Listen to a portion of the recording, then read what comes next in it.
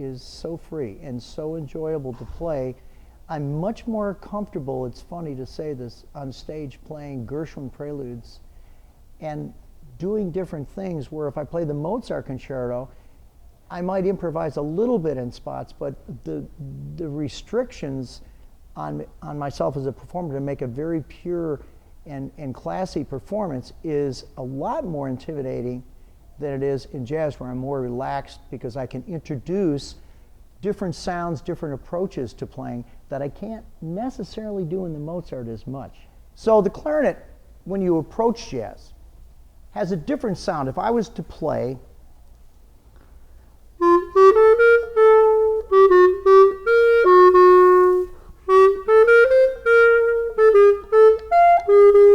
now, that's Devastato. That's a very famous jazz tune. But I played it in a classical style, which is to sustain a very strong embouchure constantly, not moving, and keeping a very even sound. If I bring the jazz element into playing,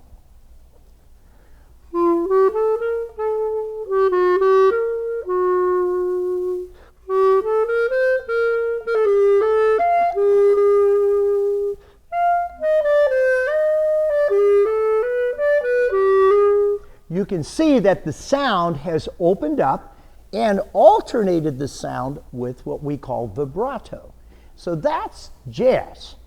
And that was very different for me when I started doing these preludes. I said, well, I can't stand on stage and play with a classical sound.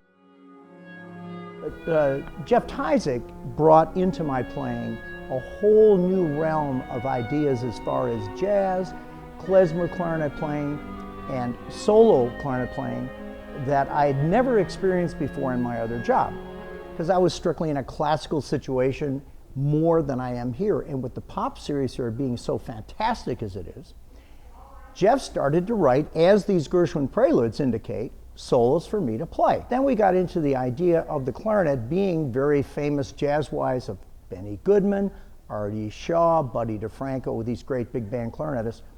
We got into the idea of my playing some of these Gershwin preludes. He wrote about 5 different preludes for me.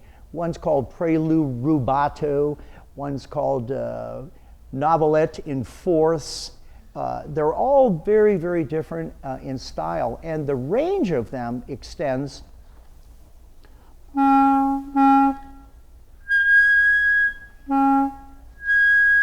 from very low on the clarinet to very, very high, which is something jazz musicians were very, very good at.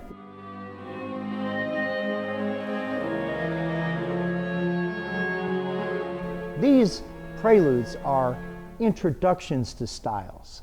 Kind of like the rubato is very light, they're very short.